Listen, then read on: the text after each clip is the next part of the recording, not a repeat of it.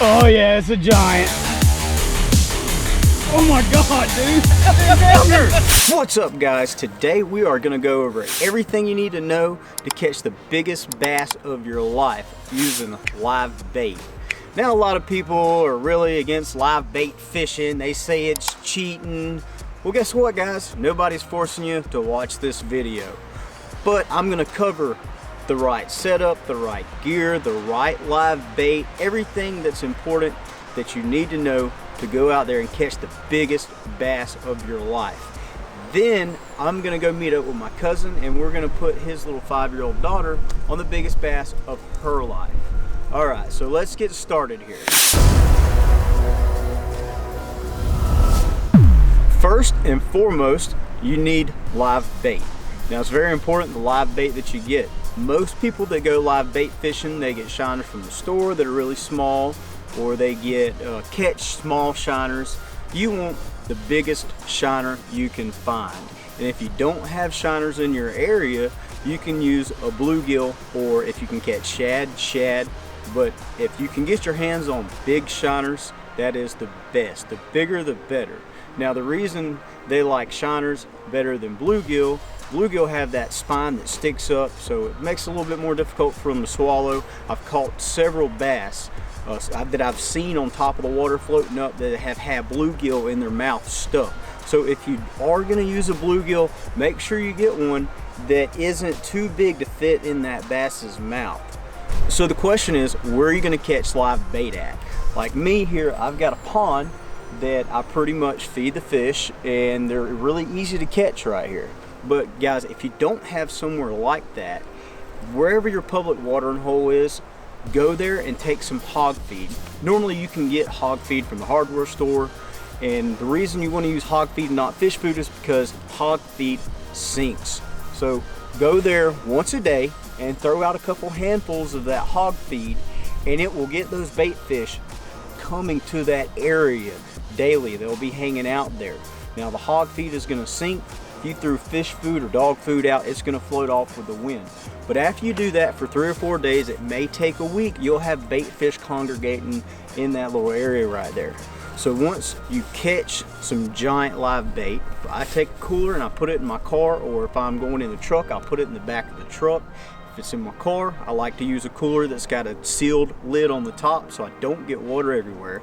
Usually I don't take more than 3 or 4 of these giant shiners with a bigger brim to fish with, because I don't get more than that many bites. If something bites this giant 12-inch shiner, it's going to be over 8 pounds, guaranteed. This time of the year, they'll stay alive overnight, as long as you don't have one in there that's dead or dying. After you fish with a shiner and he's injured, don't put him back in there with the other live shiners overnight. You can do that for a couple hours, but if you put him in there overnight, he's going to die, he's going to go to the bathroom, and then all the other shiners are going to die.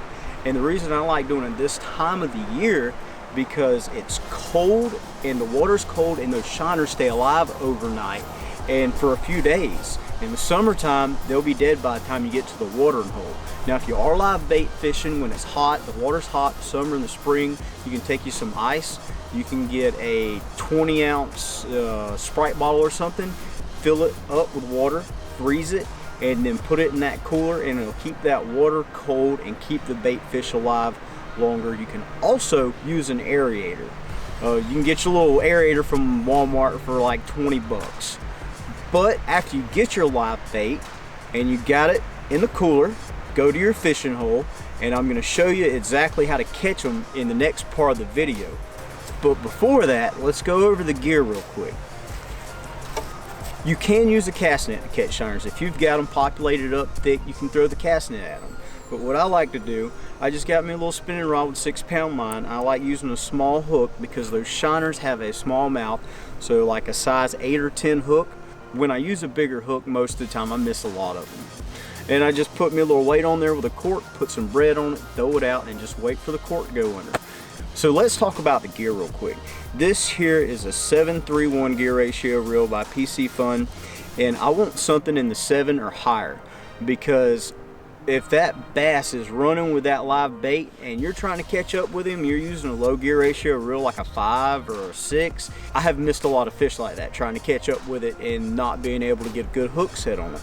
So I've got 60-pound braid on here, and I've got a 5-foot 17-pound monofilament leader.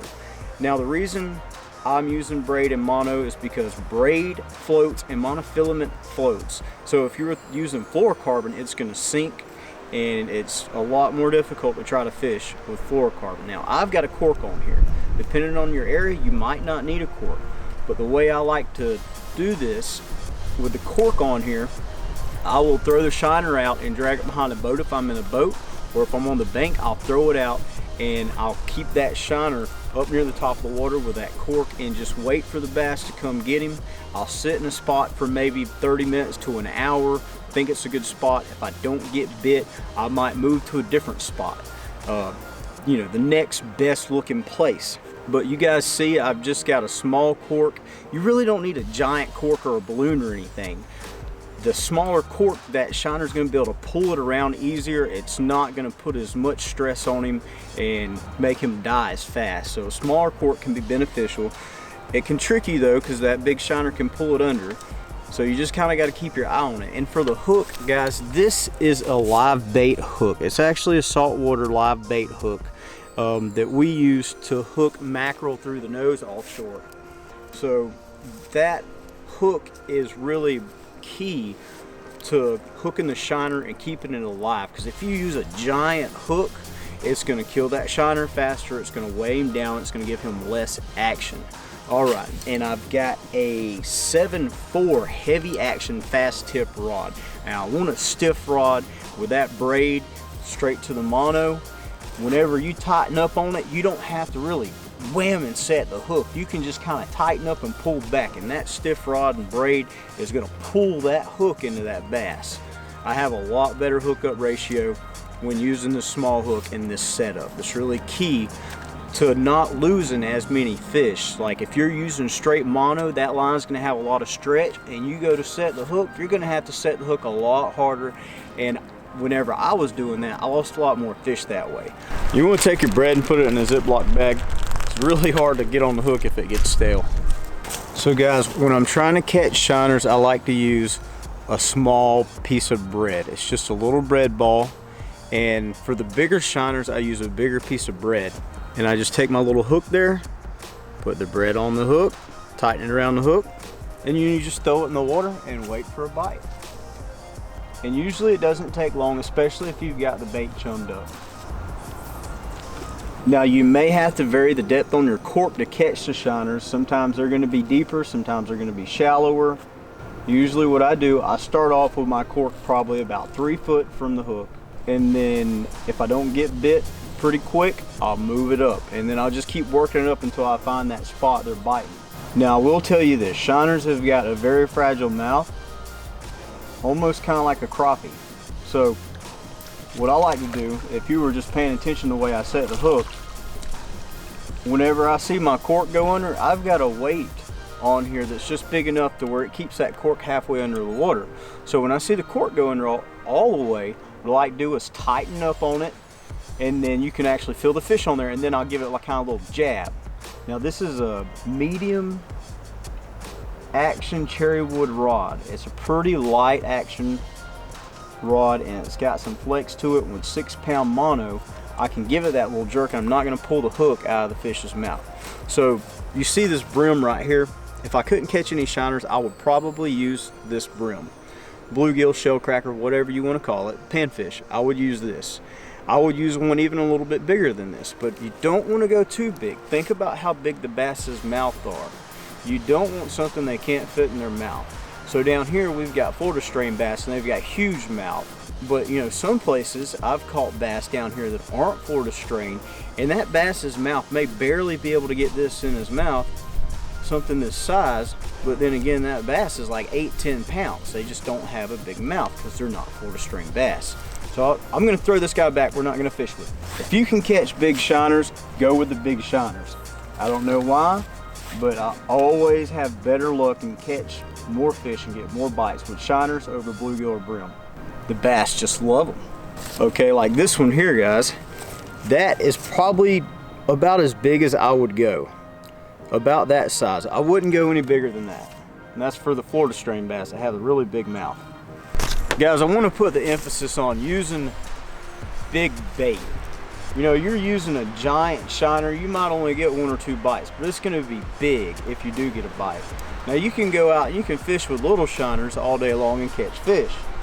Catch a bunch of fish. You may catch a big one, you may not, but you know if something hits that big giant shiner, it's going to be a big fish. It's going to be a big bass, probably your biggest bass. There we go, and that's what I'm talking about. That right there is a giant shiner. So you see how big and fat he is. Especially in the wintertime, the bass like a really big meal. See, a bass eats that, an 8-9 pounder, he don't have to eat again for 3, 4, 5 days. And they're not gonna waste their energy on a small meal. In the wintertime, their metabolism slows down. So when they do eat, if they're gonna exert their energy, usually they do it on a big meal. They don't waste it on something small. Now that I've gone over the gear with you guys and talked about how to catch bait and the setup, let's get to the fishing part. Let's go. Got my shiners in my cooler here. Should have brought a net to grab these things out of here. Ooh, that water is cold. All right, this is actually the smallest one I have, guys. It's perfect size too. So stick the hook in the front of them like that. That way I don't have to worry about that bass not getting the whole shiner in his mouth, since usually they grab it head first. And next is what I'm gonna do. I'm gonna take this black trick worm here. I'm gonna put a piece of the trick worm on the hook to keep that hook from coming out of there. You guys see there? Now what that is gonna do, and what I've been having a problem with, is with using these small hooks, the hook will slide out of the shiner, and then the hook will come back and hook the shiner itself. So that's gonna keep that hook in place and keep that from happening and give me a better hookup ratio. All right, we got our shiner on here.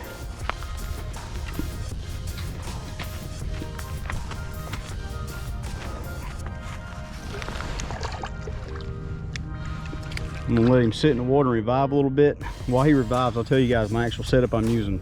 The mono leader is low vis green. The reason I went with low vis green is because you see this pond water's got a green tint to it. I tend to have a lot better success. And you're thinking, I'm fishing with a giant, you know, shiner, and I'm only using 12-pound mono, and I'm using a tiny hook. But guys, these ponds, these public places are pressured really hard, so they've seen a lot of stuff, like the Geico commercial. They've seen a lot.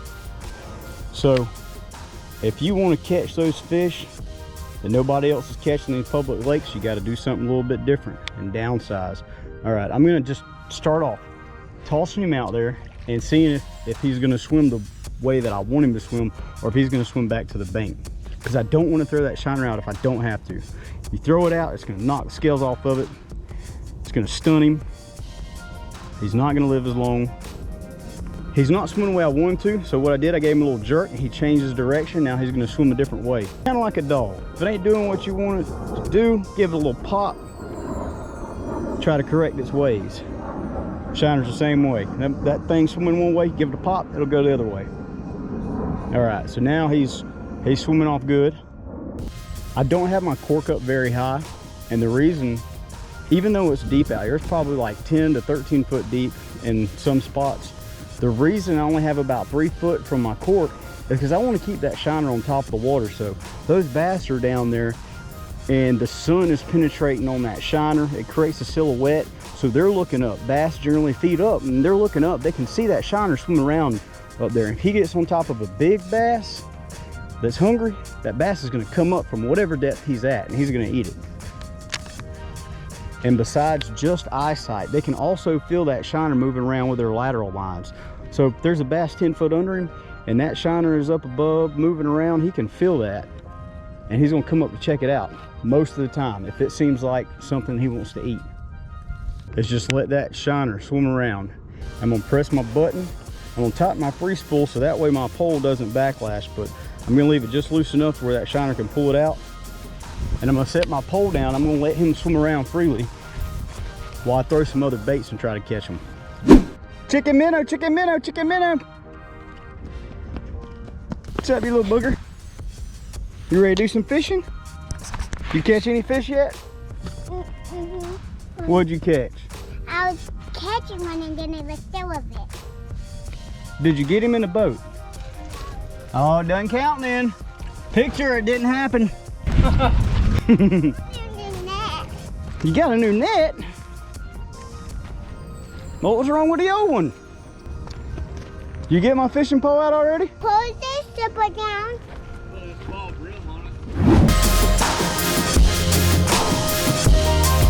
What? He got him! Whoa! Oh, he missed! No way! He got him? Oh, he missed him. He missed him. Oh my God, dude, that's a fucking 13 pounder No all day. way. No way. Yeah, dude. let him swim. Let's do it too. 13 pounder, bro? Oh, dude, all day. I've seen this swirl. Daddy, you have to get it. Yeah, dude, it's 13 pounder, bro.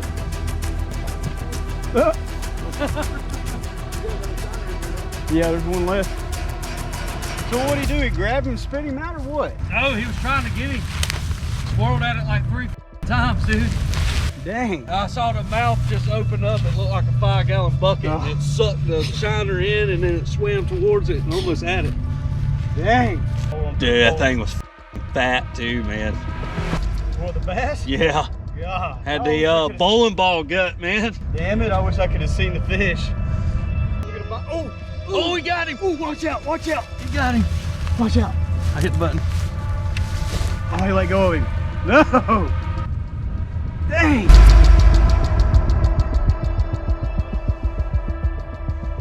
Oh, there he went. He got him. Oh, my line broke, dude. What No the- way, No. No. Oh. Are you for real, right? Yes. Oh, dude. Do you get one, Daddy? Daddy. All right, Tegan, you ready? All right, guys, he's got one with a live bait. I just missed one that was like 13 pounds. My line broke whenever I set the hook. My cork had frayed my leader whenever I was moving it up and down. So when I set the hook, that fray of my line broke. Oh, he got the hook in him. He got the hook in him. Real, He's coming up, he's coming up. real. Oh, real faster. Real faster, sweetie. He's coming up. Oh yeah, it's a giant. Real. Real. It's a monster. Real. Super big bass. Super big. 13 pounder. Oh yeah. Oh my God, dude. Come here, Tegan. Real. Dude, it's a Real. monster. Real. Real. It's a monster. God. Jesus Christ. Tegan, look. It's a big pounder.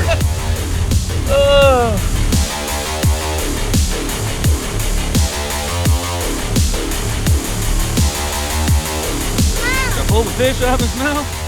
Nah. Let him have that. Let him get fat. All right, guys, we're gonna let this monster behemoth fish go. Giant bass.